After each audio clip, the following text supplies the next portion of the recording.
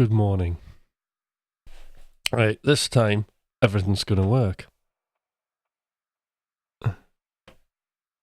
Pretty much.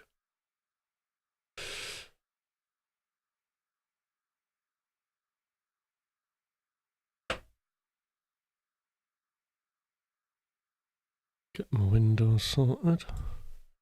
Right. Okay, Stelly.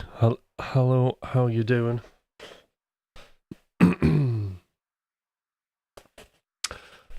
Right, excellent. Thanks for the thumbs up, everybody.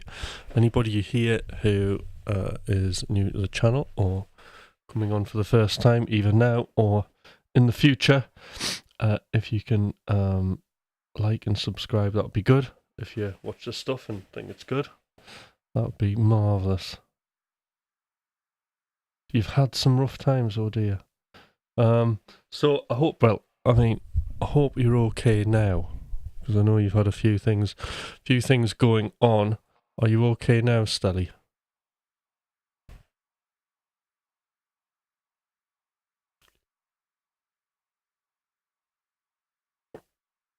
Yeah, Stelly, it's either too hot or it's too cold, isn't it? That's the thing. Yeah, we're never happy with the weather.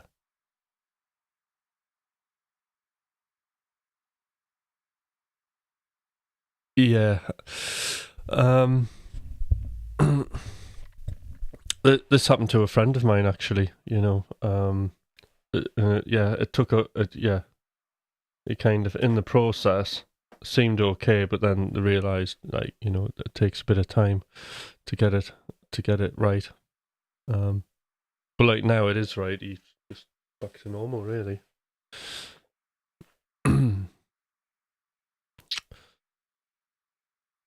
But yeah, that's good. Who else have we got on here?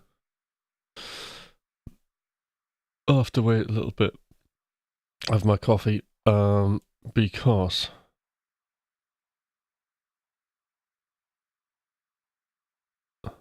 there might be nobody will turn up because they're all sick of me. Because like yesterday, I put up. So I was scheduled to do a guitar lesson, Legato lesson, and what had actually happened is the day before, right, I was doing lots of things, and I thought, I'll just update. I was doing some training, and I thought, while the train was going, I'll update, right, Ableton, because that takes a bit of time, and I'll update all my Plug in the Line stuff. So I did that. I didn't realise it was like a major update for Ableton, 12.1. So I installed it, and then thought nothing of it, and then went on the stream. Didn't check any of this. Went on the stream, launched my project, and then looked and realised that none of the plugins were there. They were all greyed out. And then at the bottom of it was orange in Ableton, saying that it had to scan all the thousands of plugins that I had. So that was the end of it. I had nothing apart from my mic. So it wasn't going to happen. So I just said, sorry guys, I'm going to have to do this the next day. So that's why I'm here now, doing what I should have been yesterday.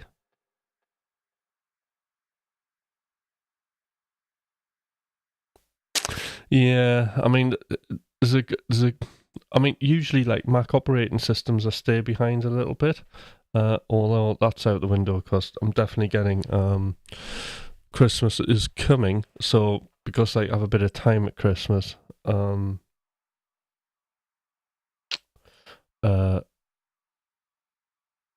getting the M4 Max laptop. Definitely going for the laptop.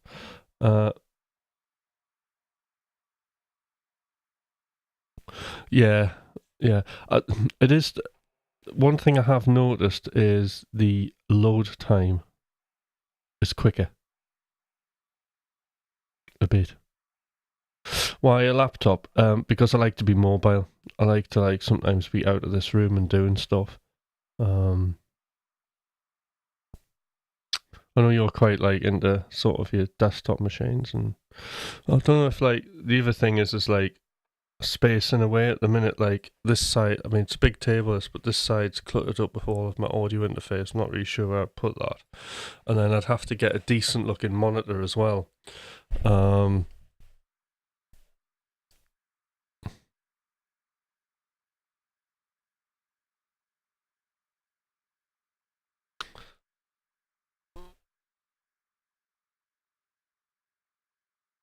Oh, Mammoth. Hello, how you doing? What have you found? I found a song that is the worst song I've ever listened to. Well done.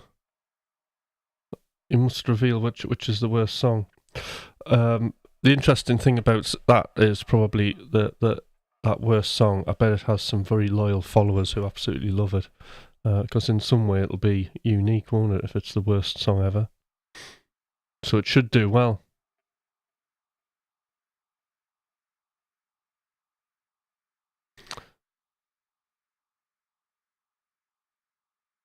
Yeah, you get better performance and save money. I mean, maybe I could have a little bit of a reflect on that.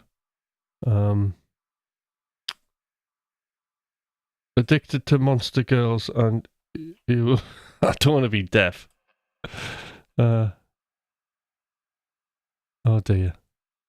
Okay.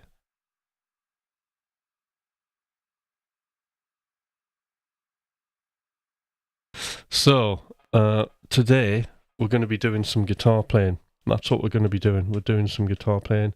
It's a legato lesson, I should say, and it's part 2 of the first one we did.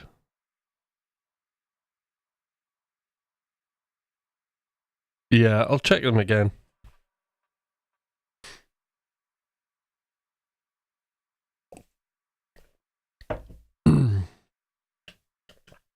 But then I'd have to think of a monitor, wouldn't I? So what monitor would I get?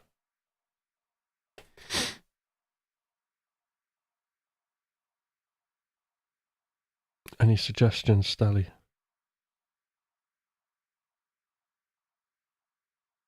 All right. Okay. Shout out to Mama. If you're new on here, basically my main thing is really YouTube. So if you came over to YouTube and gave me a subscribe, that would be great.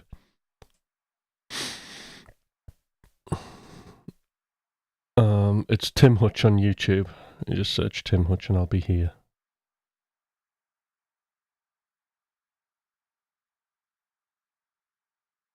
27-inch telly.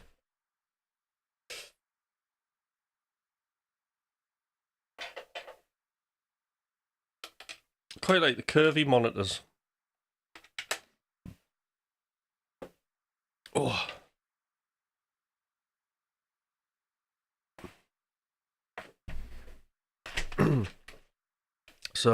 So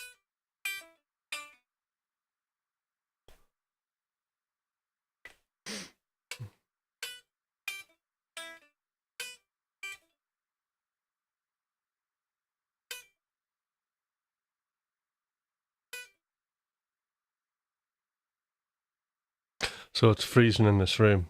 It's going to be interesting getting these hands warmed. Yeah. I might have a look into it, yeah.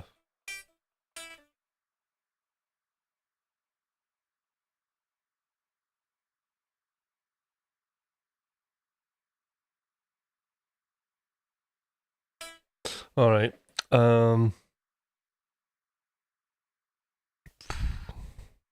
Decent price range.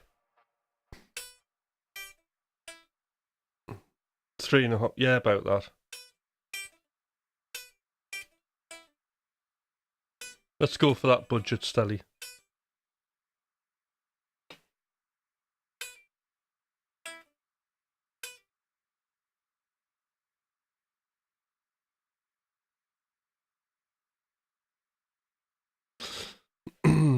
All right. Have we got any guitarists here? Anybody here who's sitting about want to come on and say hello? do so. Would be great.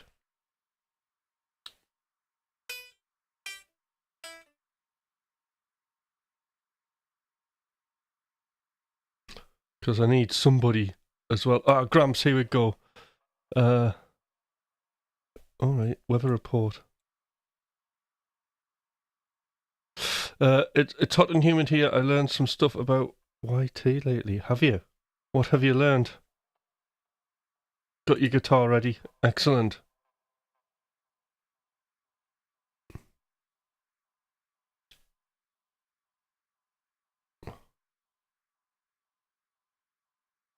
So this is really good. So I think the way this will work, Gramps, is I think you're going to be the lead student here. So as you're following along, you can just sort of, ask lots of questions, because that's how we're gonna. Because I can't mind read. Okay, I can come up with what I think other people might be interested in based on sort of my own experiences and what I've experienced teaching. Although most of my stuff is coaching. Difference, everybody, but I'm not going to go into it just yet. So I think the main thing that I was wanting to do today was have another look at Legato and think about actually what the right hand's doing.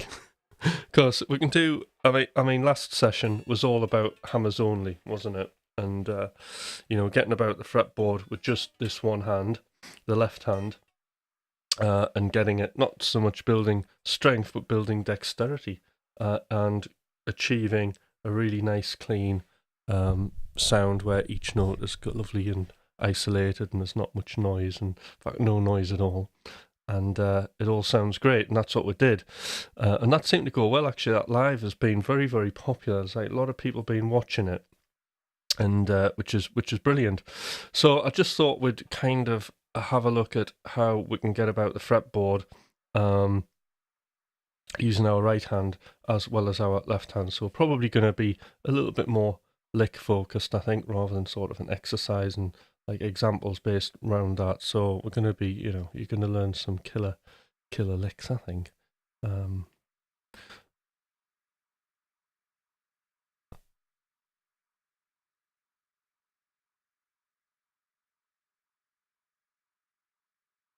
Posh legato, yeah, very posh. Posh legato. Which actually interesting. Thomas had to point out, because I have really bad dyslexia, right? Like really bad crippling. I mean, this is why I do music. Because at school it was so bad. Music was the thing I could really do well.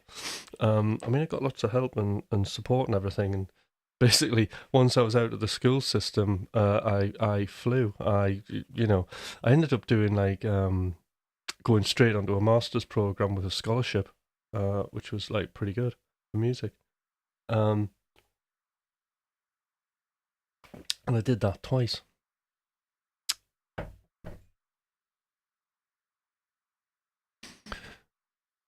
So it's a funny one. So I spelt legato. So I put like an R in it. And it didn't. It actually got through the spell check. The spell check just accepted it. So I thought, oh, we're going then. And then luckily, Thomas, who's ever watching, obviously was proofreading my titling and went, no, you've spelled it wrong. And then gave me the correct spelling. So I really appreciate that. Right, okay, so let's have a look at what we're doing. So this is what I'm going to kind of warm up on. The first thing we're going to do is, I'll just get my camera angle right. So yeah, I'm sitting in the posh position. Now, what I can do,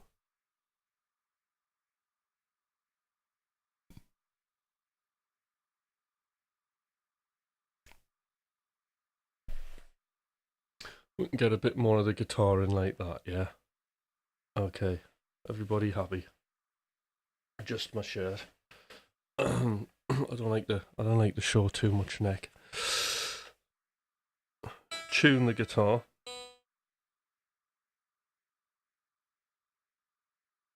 It's about there. All right.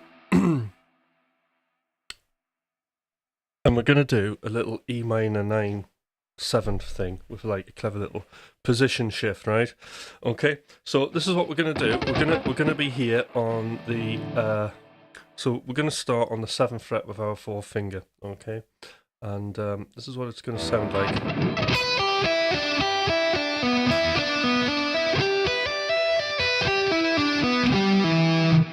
This is what we're going to play, right?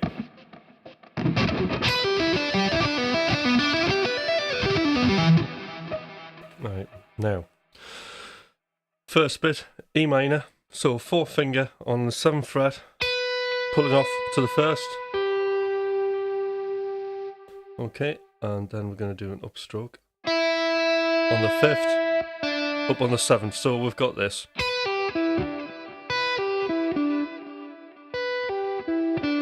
So it's a group of 4. 1, 2, 3, 4. 1, 2, 3, 4.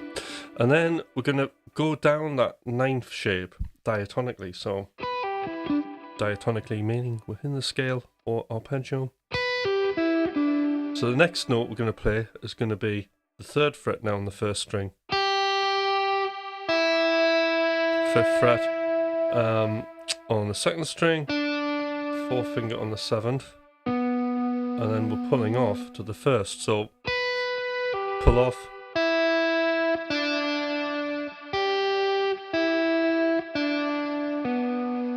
Alright, and then now we're on to the 5th fret on the 2nd string. 7th.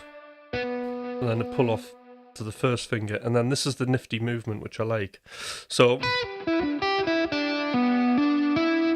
and we've probably heard, you might have heard Tom Quayle, who's like a legato expert guy, right? He's like the best out there at this. I think he's amazing, right? And basically, we're going to have this hand contraction and expansion thing going on. So this is like, you know, a big part of this. So we're getting a bit of contraction there. And then we've got to expand. We've got to go wider. So we're expanding our hand because we're going to hammer on 7 and 9 with our 3rd and 4th finger.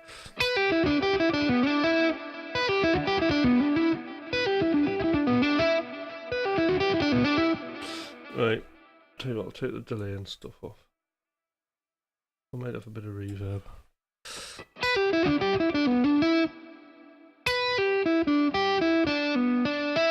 Okay, so that's what we've got so far.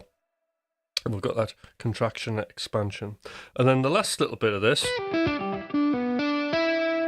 okay, is we're going to have another contraction of the hand. And this is where weird fingerings are good fingerings, right? Don't avoid them. If it makes something playable, even if you feel odd about it, just go with it, right? It can't, you know, ideally we want to be able to play everything in every way possible, and that achieves that goal really. So the weird fingering about this is actually, we're not using our 3rd finger, we're going with the 2nd finger on the 8th fret now. And we've got another expansion, so we've got contraction, picking the 8th fret with the 2nd finger, got our 1st finger on the 7th, and then we've got 10 with the 3rd, and 12 with the 4th. Okay, so that whole thing.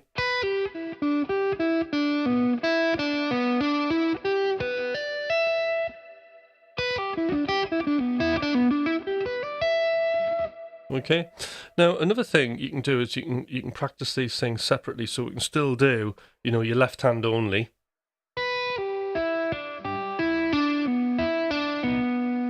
Oops.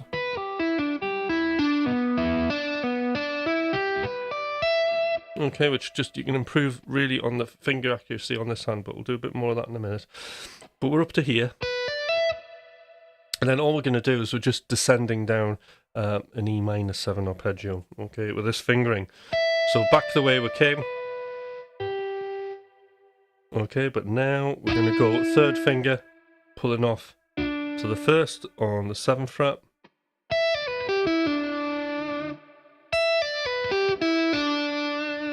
Second finger on the 9th fret of the 4th, and then we've got our third finger on the 10th of the 5th string, pulling off to 7.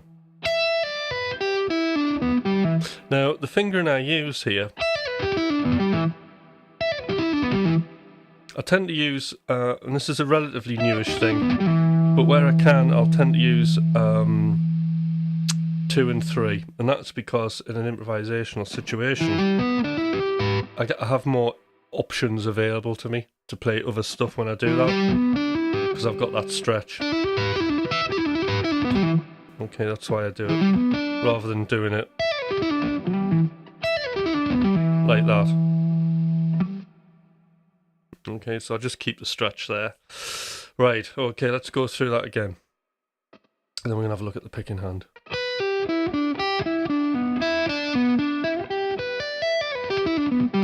So we've got down, pull off, groups of 4.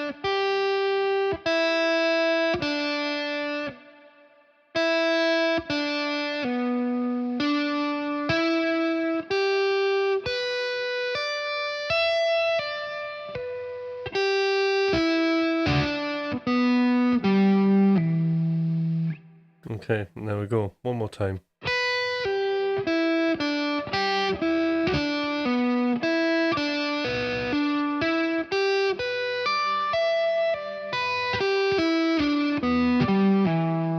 Sometimes my hands just get stuck, they won't move because of the cold.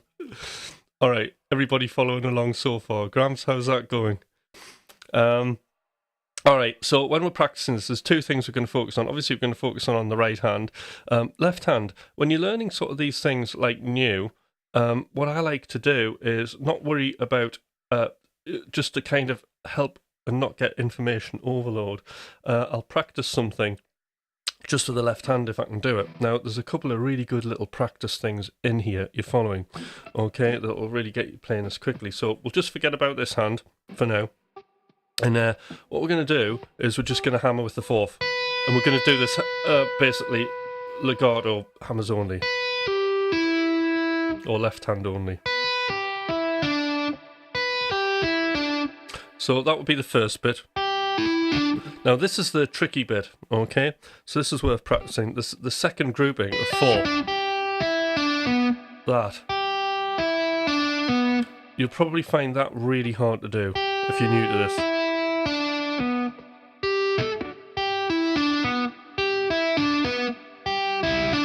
Getting that really clean.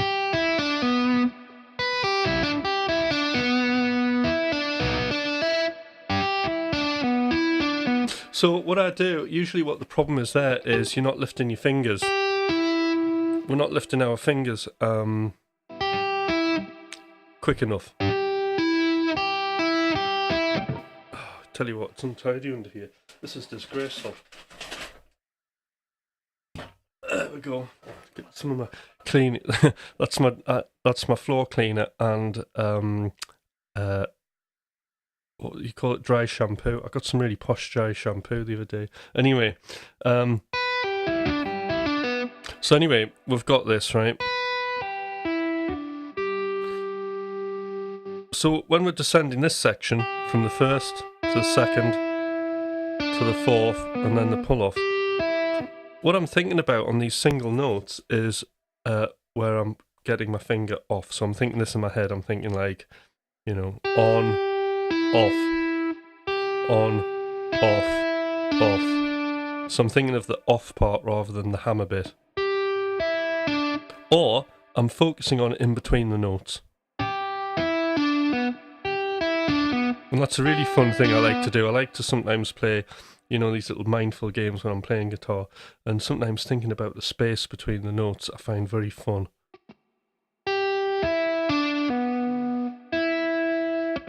So that's that section. So that might be a little bit of a difficult area, okay? Same with this.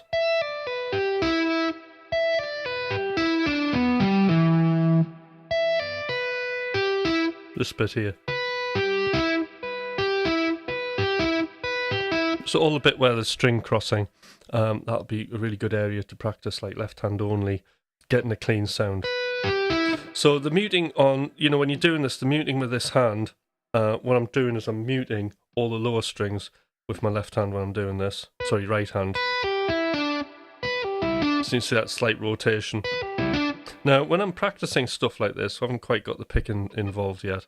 When I'm practicing stuff like this, the pick's still there as if it's going to play notes, because in an improvisational situation, we want this hand to be ready for hybrid picking, for tapping, for everything, right? So it needs to be kind of in its location, ready to play if we require it to.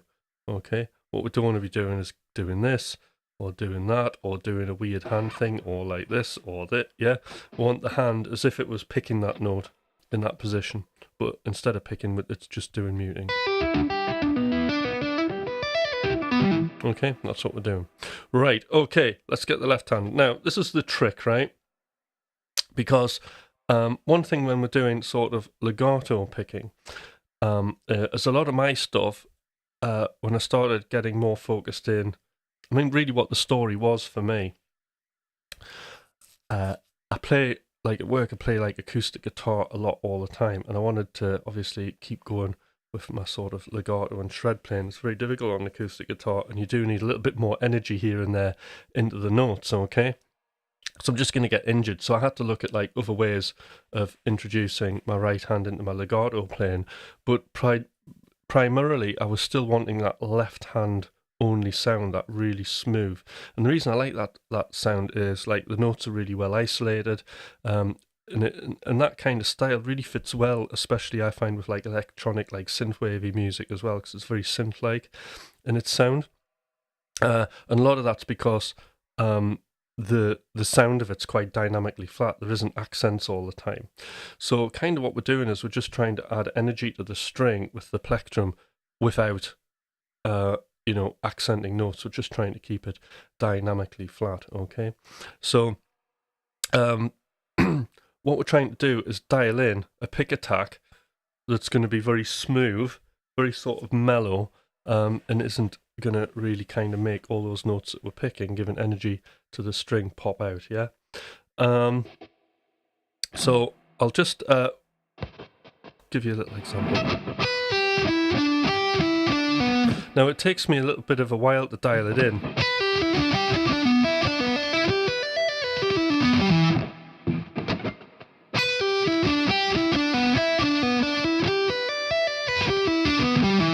So reminding myself of how this feels, because I was practicing this last night after I came in, after playing acoustic guitar all day.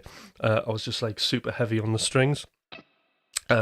So sensory-wise, what I want to do is you want to, or at least what I do, is I have a really loose grip on the plectrum. It's almost like you can take it out of my hands, all right? Really loose. Very rarely do I drop plectrums, by the way.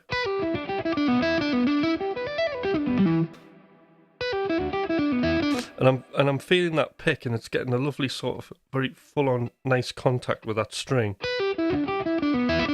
And I would describe the attack of the pick, the feeling of it is quite blunt, if that makes any sense. It's not sharp like if I'm picking notes to accent. It's very sort of blunt. So I'm trying to make a thin object hit the strings like something that's got a much larger surface area, if that makes any sense. Okay, now the other thing we want to do is like, although my hands are cold, is want to like be as light as possible on the strings. We don't want to have, when we're doing the legato bit, the pull off, massive pull off, where we hear definitely a tonal change between the pull off and the hammer-ons, yeah.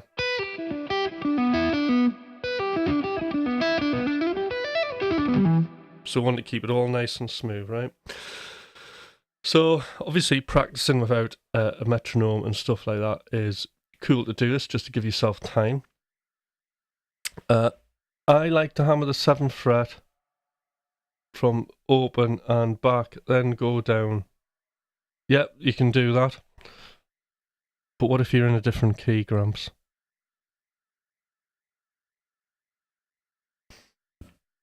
Also, you've got a much different tonal texture of sound.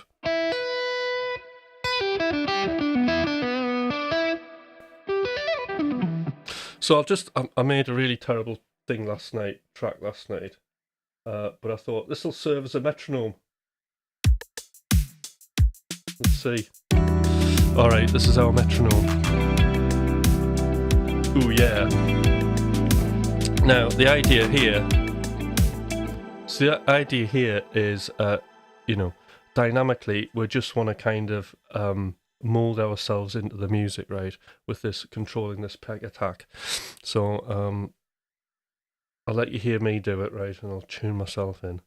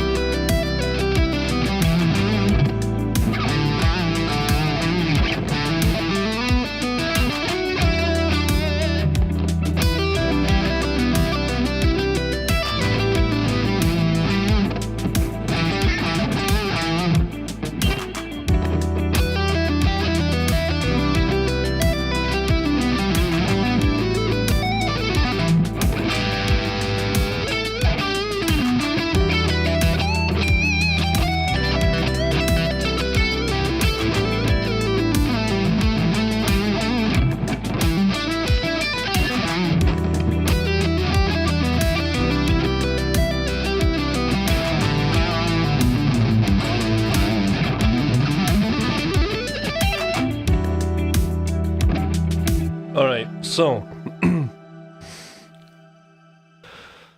the other part of that practice, this is another reason I like practicing with backing tracks, is it's nice to do the exercise,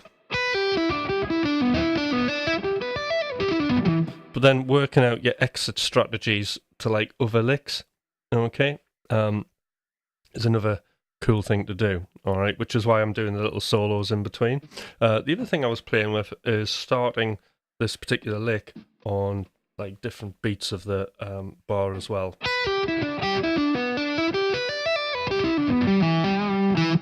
Okay, so far so good. So the main throw of this, practicing this lick, left hand only, making sure the notes are nice and isolated, bringing the plectrum in, okay, and just modifying the attack. So basically it sounds like we're not picking. Okay, we're just wanting nice sort of clean notes that sound very similar to when we're just doing hammers only and pull-offs, yeah. The other thing is your pull-offs, okay, we're also making that sound like the hammer-ons. So we're trying to make everything, as I say, dynamically flat as possible. And there we go. Right, any questions with that? Is everybody following along?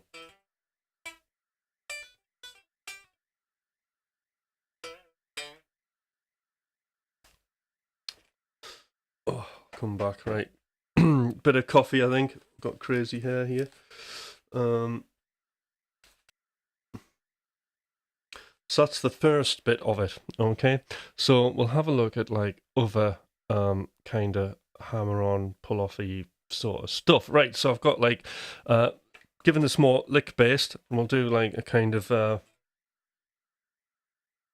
we'll do something else, right? Let's have a think.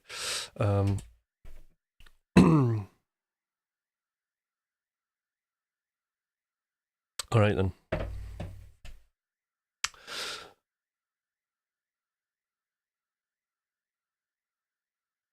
So this is an interesting thing that I do. Well, it's not that interesting, but it's practical, okay? What we've got is E minor pentatonic scale, right? And I'm just going to do, I've just started getting into doing 3-note per string patterns that actually repeat notes. Because I think it makes things quite rhythmically interesting with weird note groupings, okay? So there's a couple of licks I'll show you. So this is like an ascending, but you can go ascending and descending. But today we're ascending. And this is how it goes, right? So E minor pentatonic, and we're starting it in position 3. And we're actually combining position 3, which would be that, with position 4, which would be this.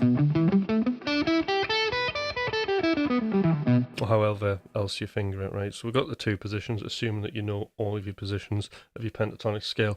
If you don't, you need to learn them. All right. Okay. Now, what we're going to do here is we're just going to do, I think it's groups of 7. 2, 3, 4, 5, 6, 7, like that.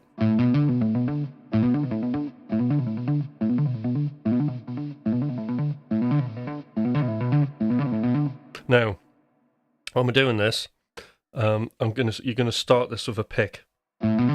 So we can accent that first bit of it. And then the rest of it is all going to be like quite dynamically flat. So I'm literally just going up, hammer with the second, fourth, pull off to second, pull off to the first, hammer with the second, and then fourth, and repeat that across the next string. Now, you've probably, if you notice this, I do like little hybrid picks, right? There's no pick now. As we ascend up this, I'm only using this hybrid.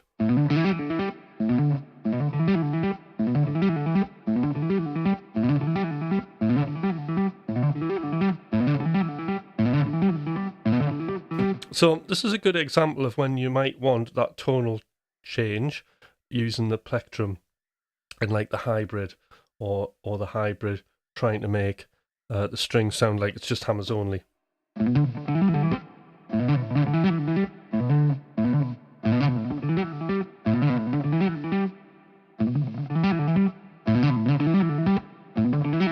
And like again, what I was saying in the last video is sometimes what I like to do is just add a little bit of dampening to lower strings, just to control the release and the attack of the notes. So sometimes when I'm playing guitar, I think like a synthesizer. So attack is like how hard the note's hitting, or what the sound of the or shape of the pick is actually making to the front end of the note, and then we'll have the release of the note, which is like the body, and then we'll have the decay of the note. So that's what's happening to it as it releases, okay? So actually the attack and decay are kind of attached because it's the punch, and then it goes to a sustain level. And then we've got the drop off as it fades out, the release. So I tend to think of it like a synth, like a little graph thing, you know? Like this first note we're playing, it's got a sharp attack to it. So it's like whoomph. Okay, decay, sustains, and it releases.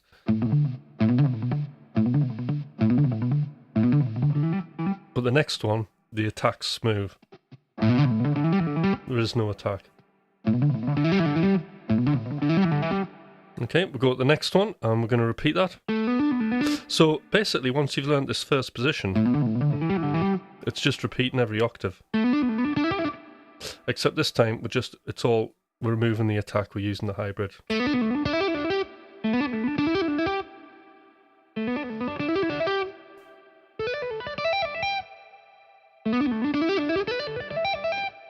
Now, in terms of muting, we've got muting from this hand on the lower strings.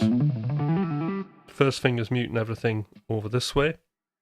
And as I change strings, the tip of my finger is muting, as explained in the last video, is muting basically the string below as well. So some of this is getting well muted.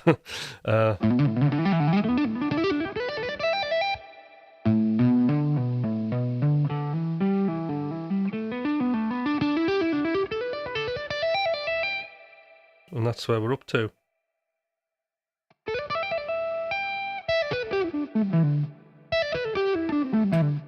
I'm not sure what I do on this next bit.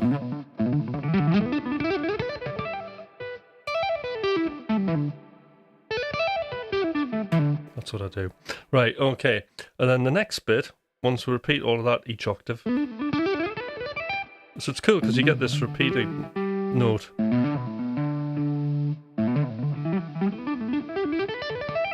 It just gives it a nice sort of rhythmic feel. And then we've got our pull-off section, which is we're just going down position 5 of the pentatonic scale.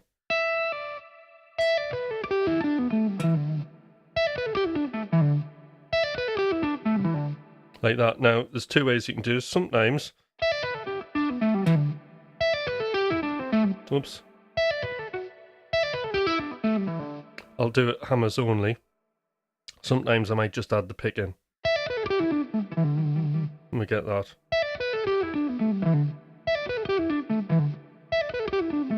So fingering wise, we'll go 2 1 2 1 3 1 3 1 3 1 3 1.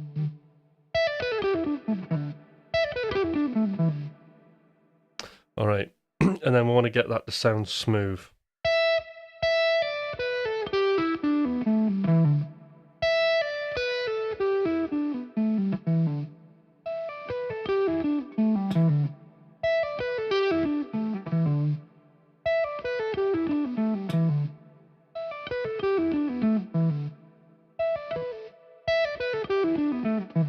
All right, we had to half step up this. Hold on. Right, important question here. I like to hammer on the 7th fret, open and back, then go down on that. Right, we've done that one. Right, okay. We had half step up, and this is the lead line for Midnight Blue, and you've got Kenny Burrell. Okay.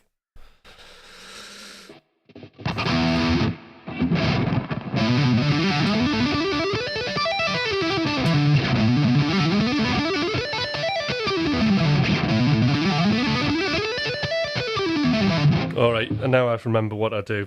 When I'm descending, it's actually 2 1 3 1.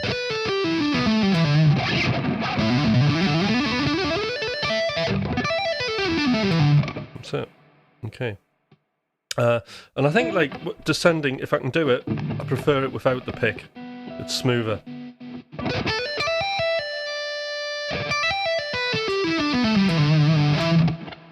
Let's try it.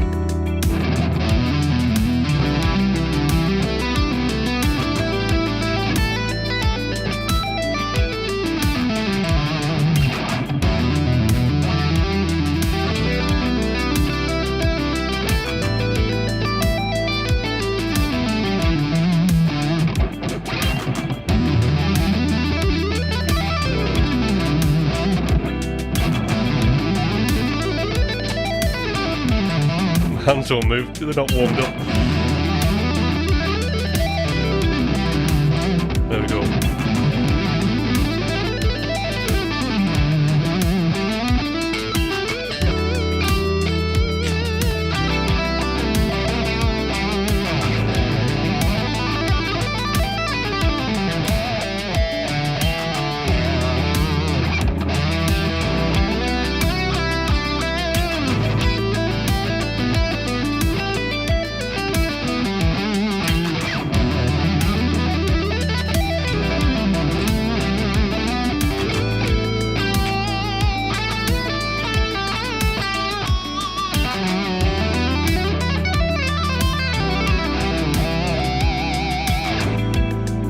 Okay.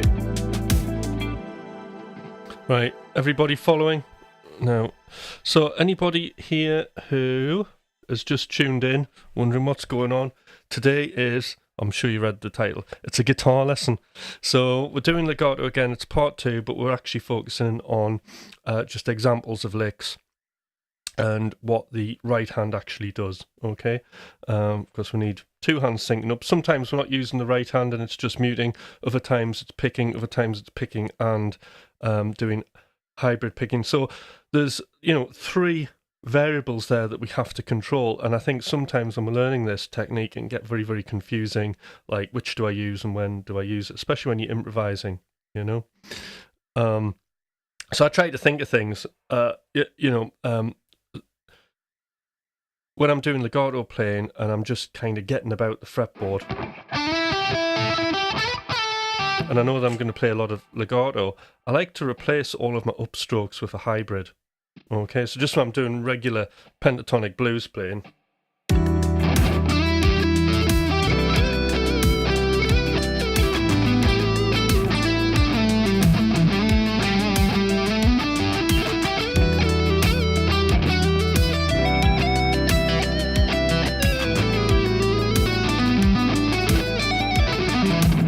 okay.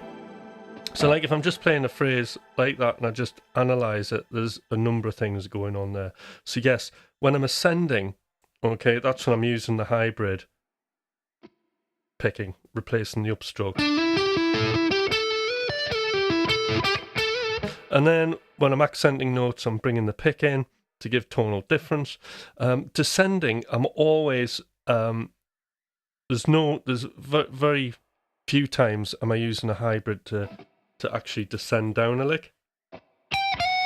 So you'll see that smooth pick attack happening. Okay.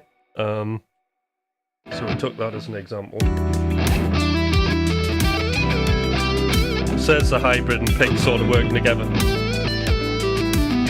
Now there you'll see the pick, just pick only. And then I'm actually sweeping the notes.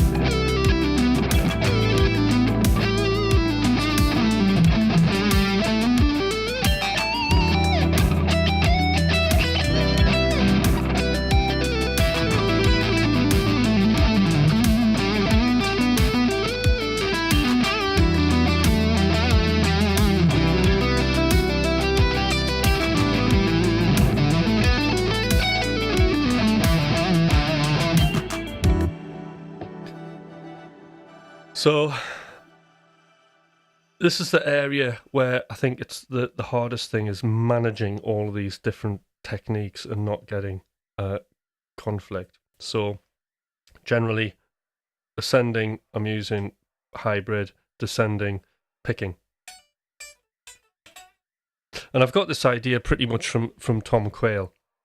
But as I say, there are licks where I'll actually use the hybrid as well. But just moving about, purely improvising, not doing stuff that's necessarily muscle memory. That's kind of how I'm thinking, if that helps. Because I know it can get really, really confusing, you know. For the picking, I'll try and use economy picking as much as possible. Because again, it's like, because I'm moving in one direction, it blends really nicely with the legato, because you can keep things more dynamically flat with like economy picking. The other thing about economy picking, right, even though I'm saying it's easy to get, something dynamically flat, remember with economy picking, I'll be doing a lesson on this, just picking in general, and especially combining economy picking with alternate picking, which is another thing that I do, because I picked alternately for years and years for most of my career, so I wasn't going to give up on that and just do economy. The thing about economy picking is you have a bigger dynamic range as well. So don't think it's like a light technique like legato or something like that. You can get fire into it. You can get aggression and fire into it way more than alternate picking once you know how to do it. So so yes, so just moving about the guitar, that's how I'm kind of doing it. All right. Right. So more kind of things to practice for our hybrid finger. Okay. So that's one, isn't it? Okay, we can do that. We can descend. And don't be surprised if it takes a while for you to kind of blend in that picking. And this is excellent practice to do because it means you're starting to control the front end of every note. You're starting to really listen to music on a on a micro level, you know, really getting into the detail. And it's a very therapeutic way to do practice, you know. You're really intensely listening onto very, very small areas, and I do find it very, very relaxing, you know, just perfecting. Oh, there is no perfection, by the way. Working on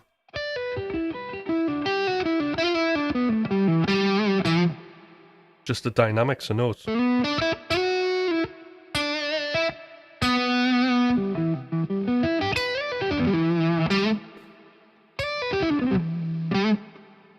Okay.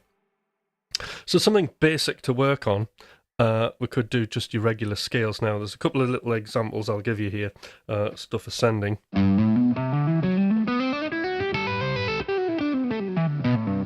So just doing a G major scale. I'll just move the chat out of the way. Basic things to practice would be this. So I started off with a pick. Okay. And then hybrid.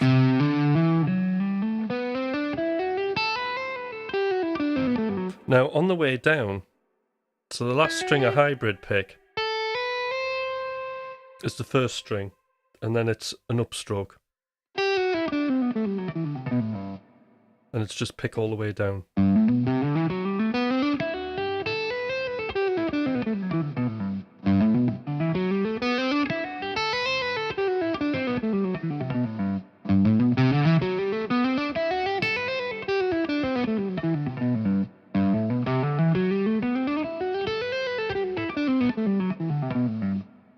Well, let's play that with this.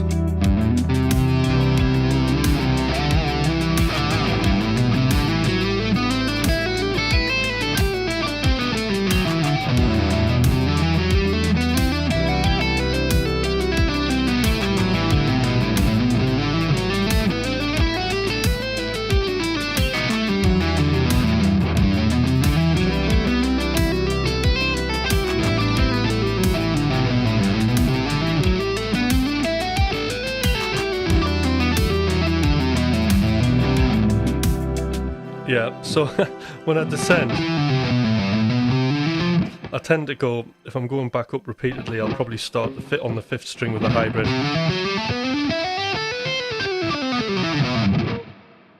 Let's do that again.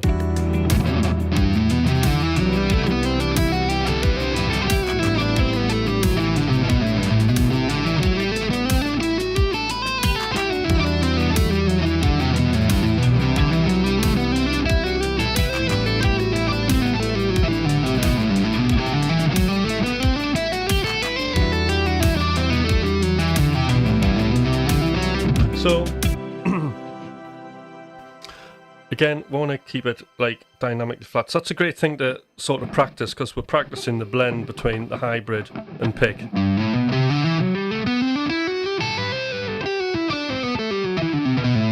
Trying to match them up.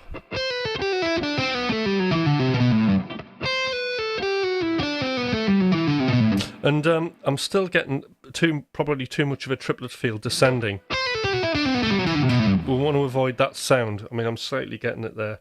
We want 16th notes, we want quarter notes. 1, 2, 3, 4, 1, 2, 3, 4. That's better, and it just means I'm not controlling the pick enough.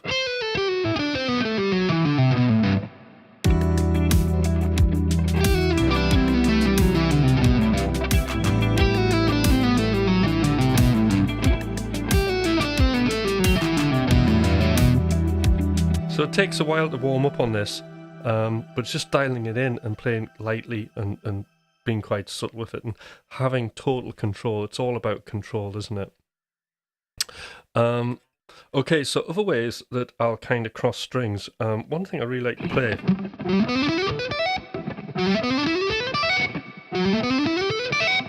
is this, right? Now this is interesting. So this is like the beginning run of McRocklin Hutch. So on my solo, like I do the first solo on Be the One, and it starts off with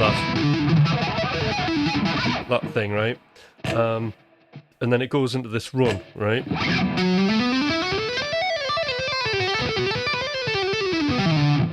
Something like that. but we're just going to do the ascending bit, right? So the first way we'll do it is we'll just do it hammers only. Okay, again we're in E minor, and we're going 1, 2, 4, 1, 2, 4, 1, 3, 4, 1, 3, 4, 1, 3, 4, wide. And that's the fingers I'm referring to when I'm going. I'm just assuming everybody knows E minor now.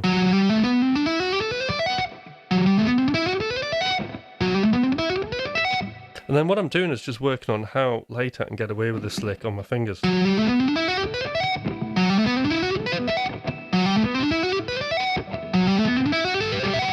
Okay. But sometimes when you're not warmed up or you just can't be arsed with doing that, right? You might want to just do it with the pick, right? But we want to keep that kind of... It's almost like when Greg Howe does, you know, his tapping thing. Okay? That's what we're trying to achieve with this hand, yeah? I'll just practice that a few times.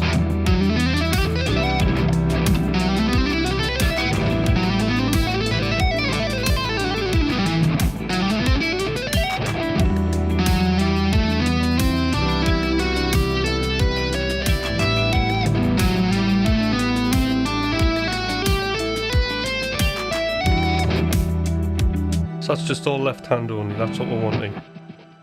But a technique I will use just to get that kind of vibe going, and I got this from sort of this idea from Tom Quayle, and it was actually initially on playing arpeggios, but then I applied it to scale stuff. So there's a couple of variations I'll do. Variation 1 is this, right? We'll do like a mini sweep. So for this hand, what we're going to do is we're going to pick, hammer, hammer, pick, hammer, hammer, hammer, and then hybrid.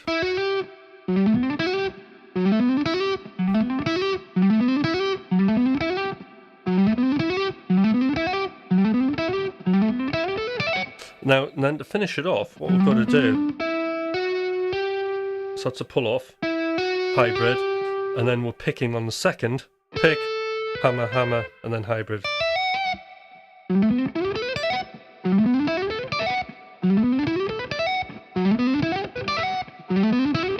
And we can get a really nice consistent sound of that.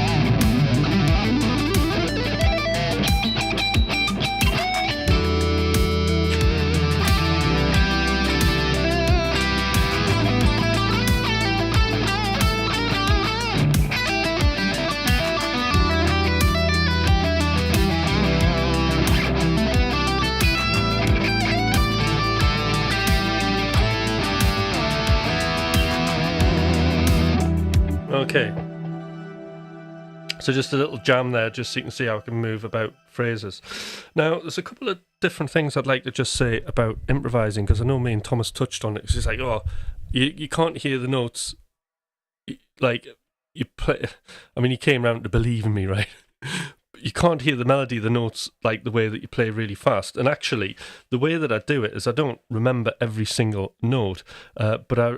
like, what I think of, like, my licks, I get very, very familiar with them. I can hear them in my head, okay? And then what I'll do is there's two sort of modes, really, when I'm improvising. So there'll be sort of like when I'm doing notes and finding and feeling the music out, as you do. So I'll have a melody in my head. So I get really familiar with that.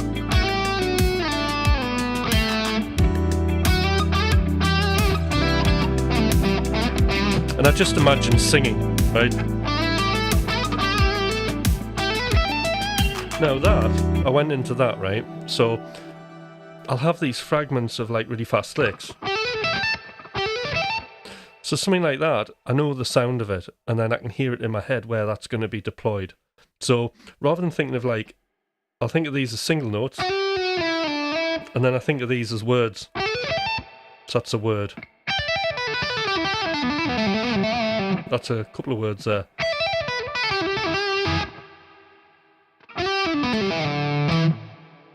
So that's how I think of it, like letters, notes, and words.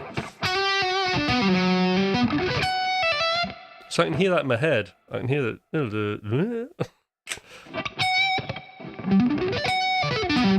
And I can clearly hear the start and end notes. And I can hear the general interval things going on.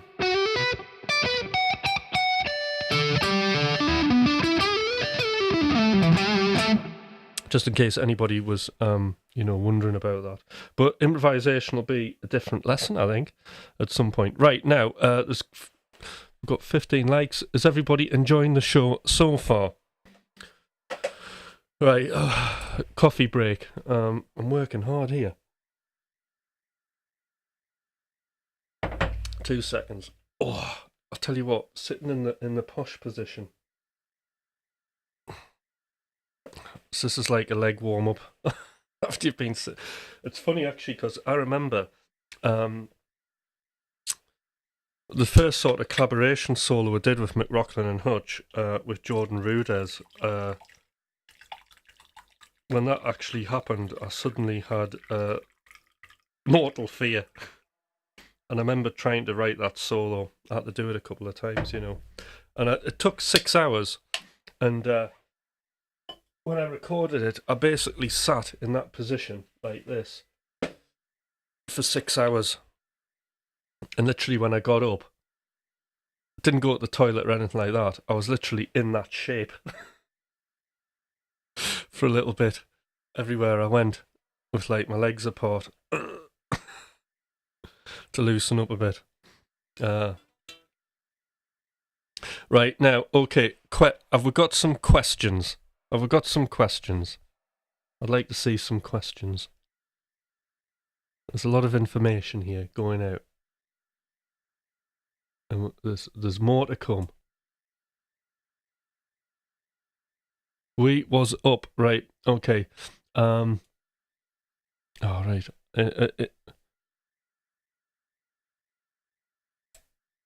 All right. Gramps, how are you following along? So you're like the kind of test student here. I'm just checking that you're actually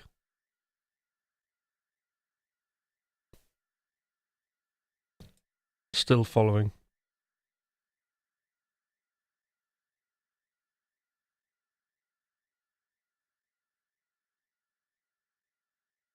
Right. Okay. I've actually got a monitor down here, if you see me looking over here, and the reason I've got the monitor set up there is I can easily, when I'm zoomed in, it's just easy for me to line the guitar up. Bit of an upgrade there, except it was a little bit untidy in that corner.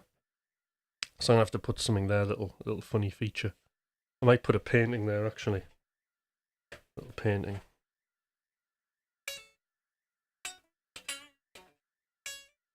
In fact, if anybody would like to make a little painting, a little drawing of something, like, I've got a self-portrait there because the missus did that for me. Every rock star has to have, like David Grohl and his student, a portrait of yourself in your studio, so that's mine. It's not as grand as his. Maybe I could have somebody could do something, I'll put it down there. That's a nice sort of little kind of surprise, a revelation. If I get few, I'll curate them. I'll curate that art space. And I have a master's in curation, believe it or not. It's actually, I specialise in audio art. Anyway, that's another story. Right. What was I saying? Oh God, I can't remember what I'm doing now. Oh yes, we're talking about deploying our hybrid techniques. So yes, that run, that's one. So we'll pick, hybrid, pick, hybrid, pick. Okay. All right. Yeah. Any tips on economy of motion with the right hand? Yes. um, with the fretting hand. Sorry. So I remember my classical guitar teacher, John. He's brilliant, actually. Very strict, right? And I came in when I was very young, as you are, like 8, 9-year-old with cartoon fingers. You know, this kind of thing. And he's like, "Oh, look how far your hands off the fretboard." And the exercise he showed me was this, right? You just put all your fingers on a fret, first, second, third, fourth, right? And then what you got to do is play the note. So go from the first one and try and keep all these fingers as close as you can. Play the first note. Play the second note. Keeping your fingers close to the fret.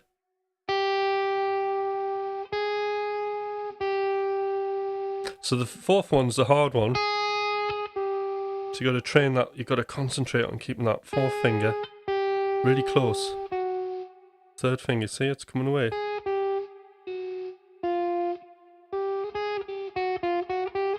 It's not about speed, just about keeping your fingers close. Okay, economy of motion on this hand for legato. You just got to work out how hard you actually need to hit the note. I've got a gate on here, which is cutting the note out a little bit. So, like, you don't want to be... There's a point where you can just really hit it lightly. So that's the first thing. Second thing is the attack of your finger. You want to be using the ends of your fingers, right? And also the ballistics of your finger, the speed. So I focus on, you know, I'll practice really slowly, right? But I practice the actual finger motion, like, very quick.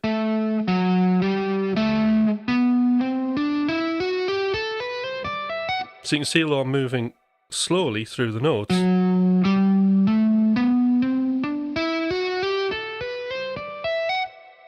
the fingers are moving very quick to the note, each individual fret.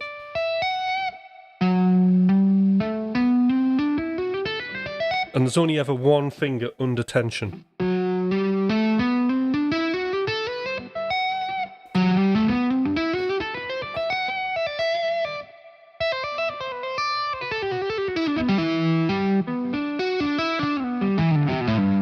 Okay.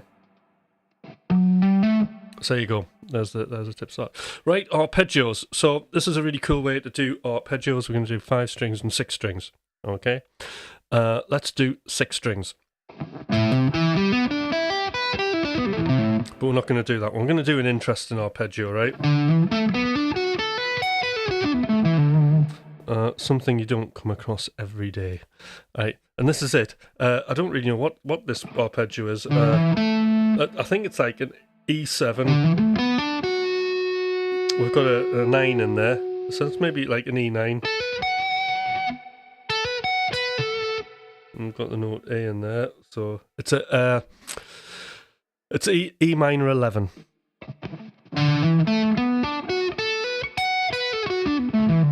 Okay, so the way we're going to do this is like this. We'll go through this hand first. So we're going to go first finger, third, and I will give you an easier one to do as well. So we're going to go first, third, hammer. Sorry, not hammer. First, hammer with the third finger on the 12th fret, and then we're going to pick the fourth finger on the 12th. So that's a little bit weird there. Okay, and then what we're going to do is we're coming up to the 9th fret, and we're going to hybrid. So that motion, this is the bit you got to work on. So it's pick, hammer, pick, hybrid.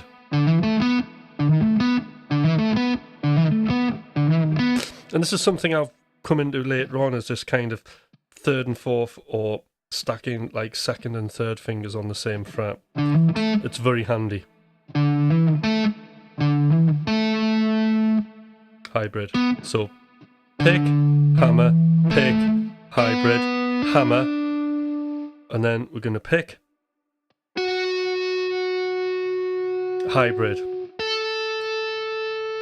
hammer.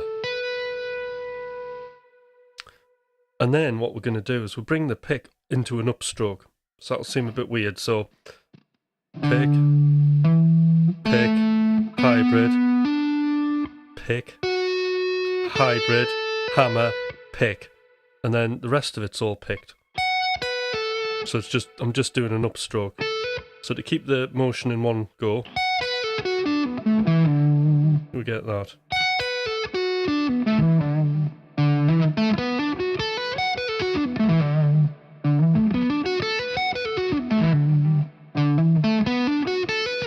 But stuff like that, I love like making little arpeggios like that, and I've got a whole thing I'm doing. I mean, I will do a kind of lesson on it at some point, but if you're really excited about these arpeggios, well, I've got a little bit of time, book in for a one-to-one lesson, and you can do more of these. I'll teach you how to make any arpeggio you want while you're doing your solos, improvising them and making them all sound beautiful, right? So I'll just play this arpeggio over the music, because the great thing about it is there's loads of jumping off points into other licks you can get into.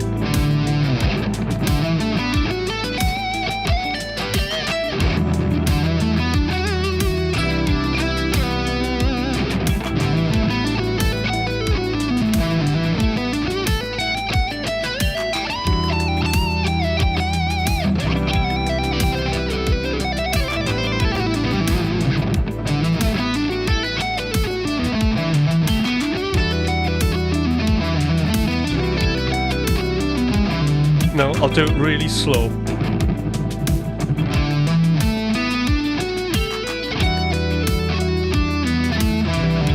Here we go again. So, down, down, hybrid. I kind of do it at the same time.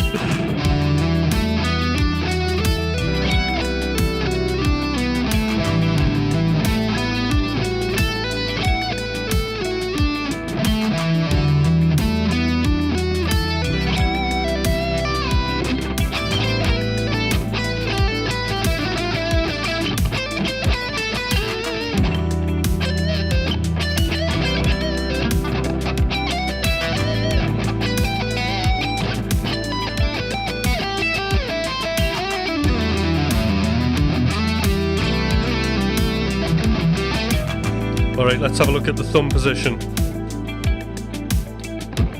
Oh, see, that's a really good shot, isn't it?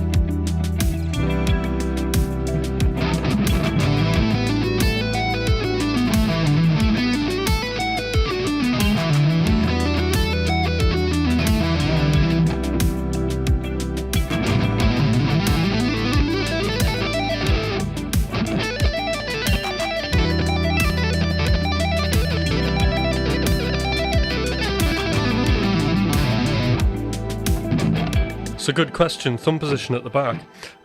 So what I'm doing from the front is this.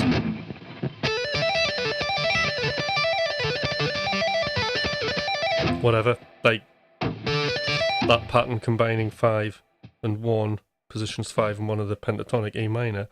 And then when we look at the back, you can see, because it's a bit stretchy, the thumb's right down here.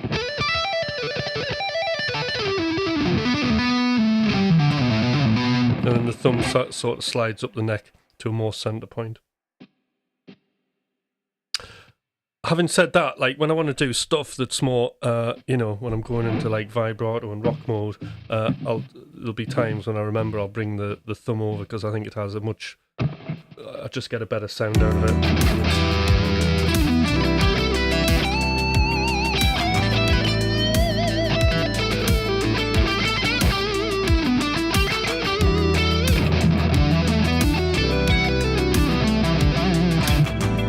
So you can see there in that little improvised example how the thumb's coming over for those nice vibratos and bends and things like that.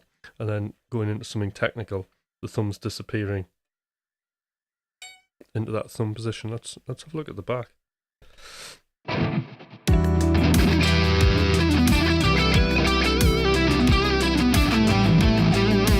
Yeah, let's come over there.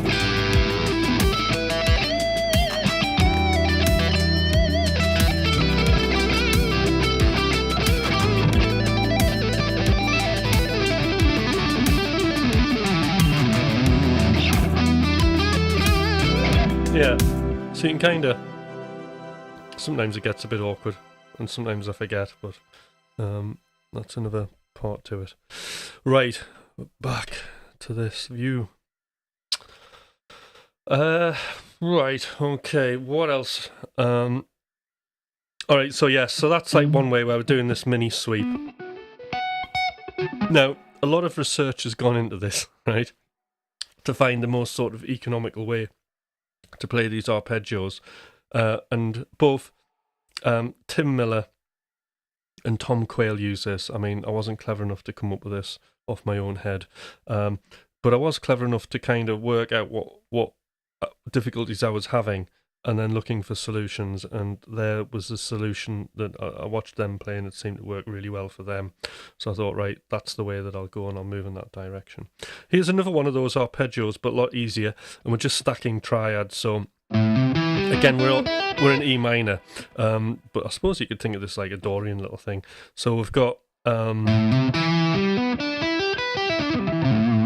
so this is fitting over A, and we've got A minor, so 1, 4, and then third finger, and then we've got basically a G major, and then we've got an E minor, and that's our little arpeggio. Very handy shape, this.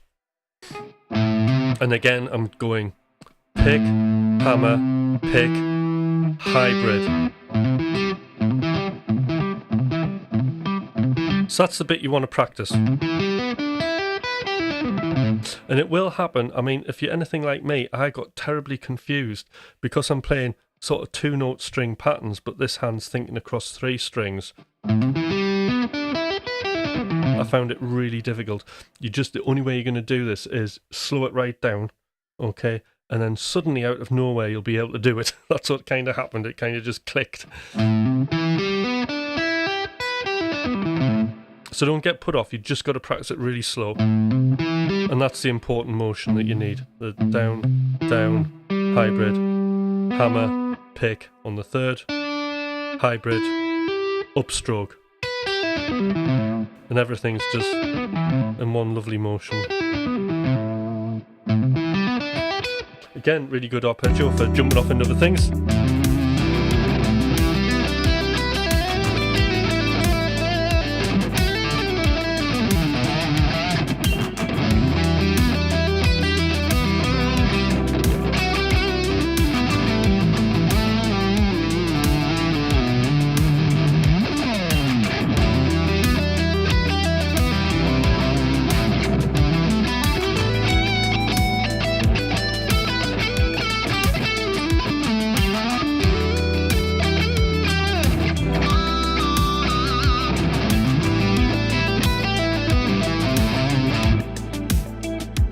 And there you go.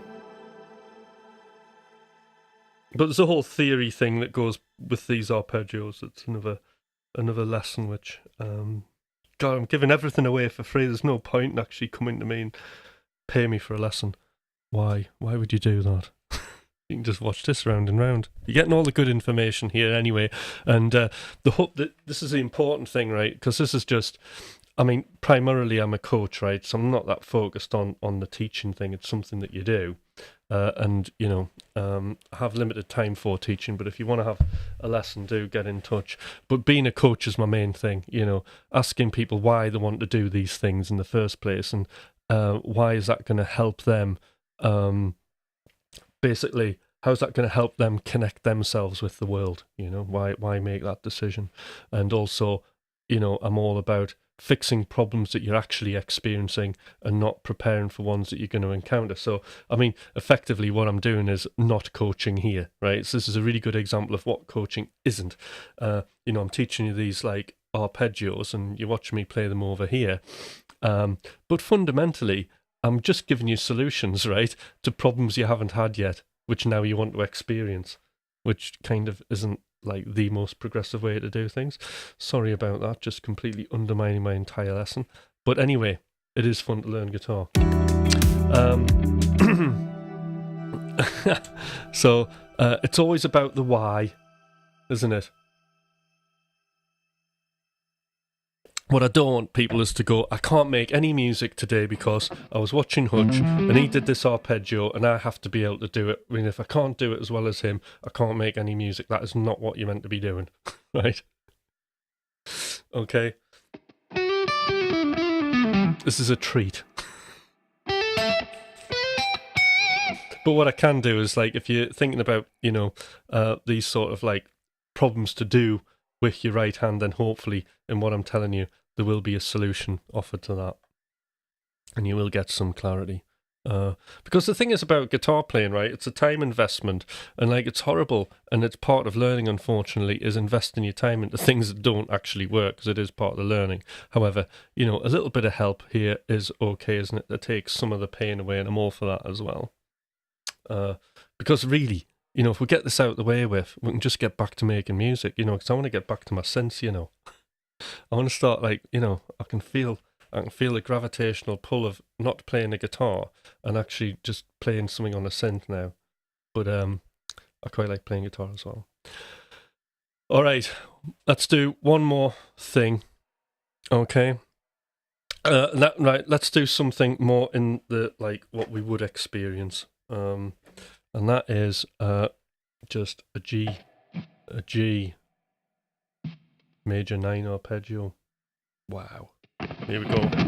So what we got, G. So we're on the 10th fret, the 5th string, and we've got we're going to do down pick, hammer, down, hybrid, hammer. Bit different this one. We're going to do a hybrid. Sorry. So it's down, hammer, down, hybrid, hammer, pick, hybrid. And then we're doing an upstroke starting from the 2nd string. Now I really like playing the arpeggios like this. I can actually play them quicker with a pick. Okay, doing that sweeping thing. So if I want to go into stupid speeds, I can always do that. But if I just want to be in with a beat, then I find this, and it's just a new sort of thing that I've started doing, I do find this really articulate way to play stuff.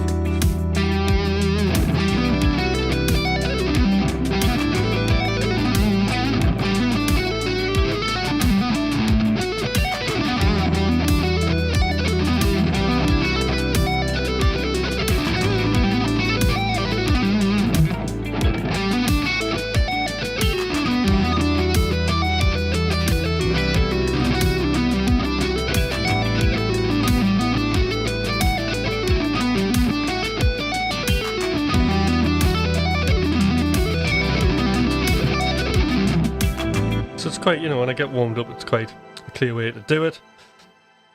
And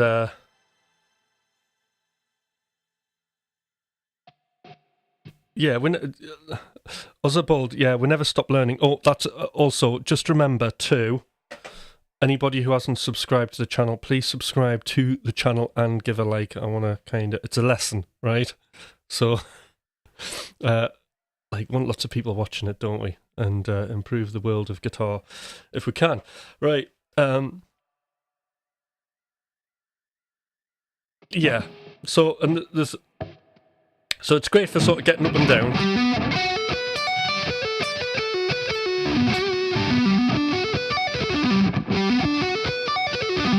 So that's a major 9. So down, hammer, down, hybrid, down, down, hybrid, up, up, up, up, up. Okay, we can apply that to the minor 9.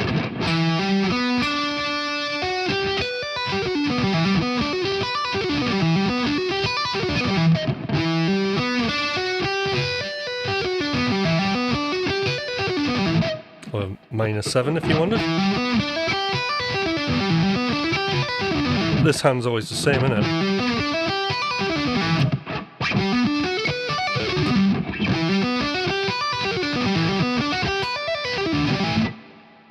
Or up one and down the other, or whatever you fancy, really.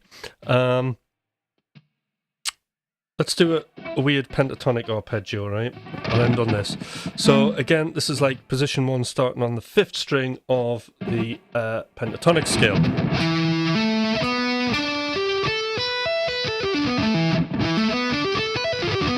And what I'm doing is I'm combining the position 1 on the 5th with position 2. Or we could think of it like position 4 and 5.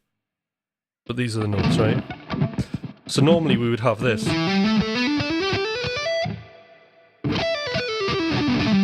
Okay, but what I'm doing is I'm missing the middle note. So we get this. So we've got 1, big stretch to 12 from 7. And then we've got our second finger on 9, hybrid, back to 7, 12. We've got 10 there with our third finger, hybrid, and hammering to 12.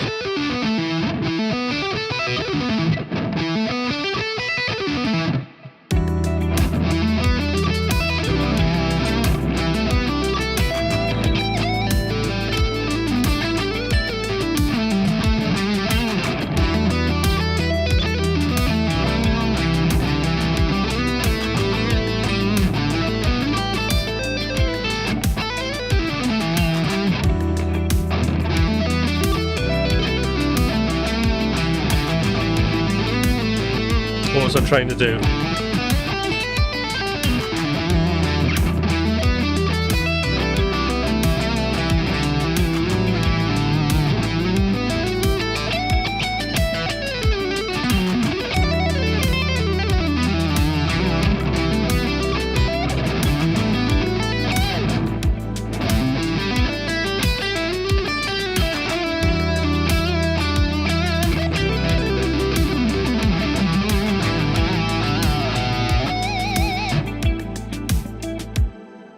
And that's the last sort of bit. Okay, hi T, Arona, how's it going? Stockton, California. I think you're new to this channel. So do subscribe. I've been doing a bit of a guitar lesson, which I'm hoping everybody will find really, really useful. And it'll be good to have some comments as well, because I did say, and I put a mess. I did actually say, and I put a pinned message in the last one. Add comments, and if there's anything you want me to cover, right? I'm all ears. I'm really interested in hearing anything you want me to talk about. Yeah, I've got a few minutes left, so I'm just going to come to the secret garden, as I call it. Oh, and I've got a little bit of coffee left. I've worked hard, haven't I? I'll just bring my monitor over here. So here we are, the secret garden. I have like a fake, see, I like to keep things real, so that's why I've got a fake plastic plant wall behind me.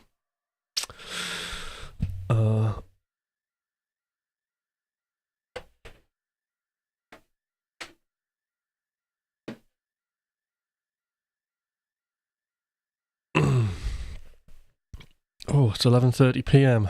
So yeah, bit of a guitar lesson. So anybody who's kind of been on here enjoying the lesson, please subscribe if you haven't. Put your thumbs up.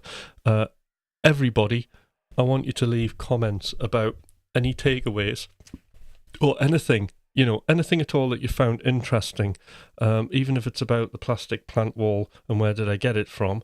It would be great if you put some comments in. It's okay, it doesn't have to be insightful, but I'll be quite interested in developing these lessons a bit more and maybe making them a little bit more from a coaching point of view. But the only way, right, I can do that, right, is if people talk to me.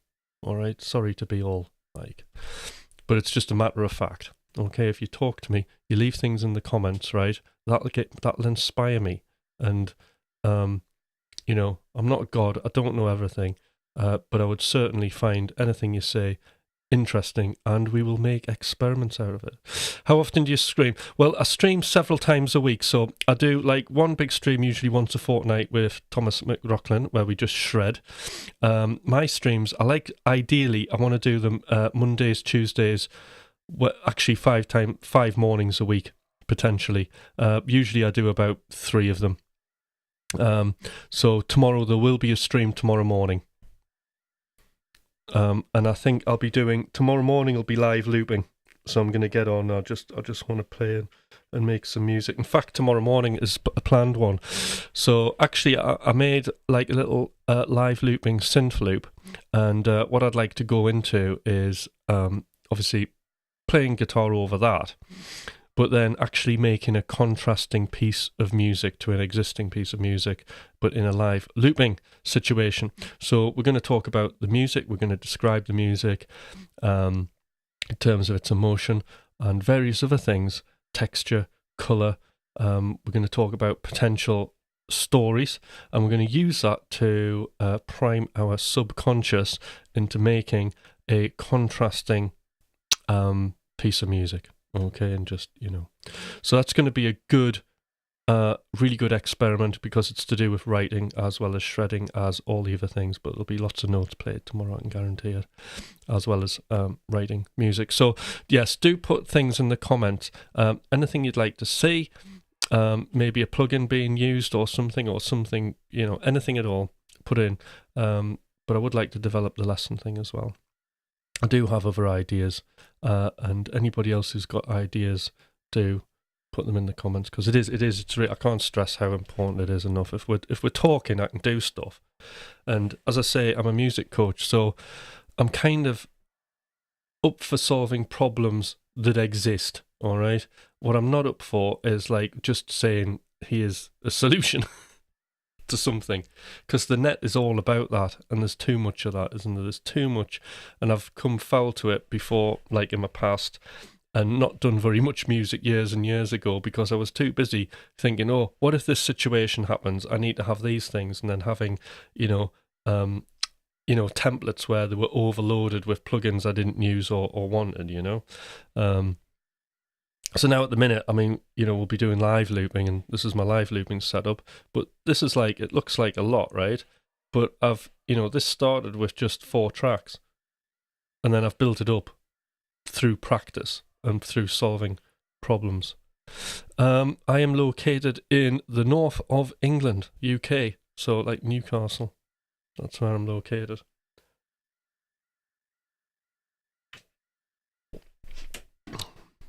So we'll be doing a bit of that. Got two scenes, you see. This is me when I'm in producer mode.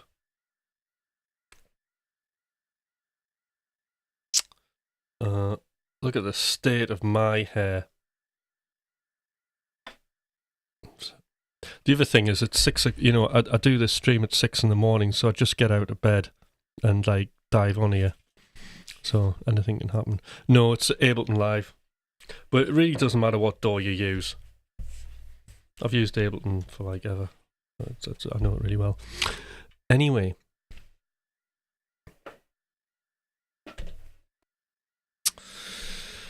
As I say, do subscribe, like, all that kind of thing. Comments are very important. Not because it's going to get me on the algorithm, because actually I just want people to talk to me, so I've got some company and something to do with my life, which would be good. Reason's good as well. I used that. Alright guys, so I'm off now. It's been an absolute blast. I'll see you tomorrow morning, and we'll do some live looping, guitar shredding, and again, it's a great opportunity to engage, ask questions, and learn more, and be coached. Alright, see you guys later. Tomorrow morning, 6 o'clock. Bye.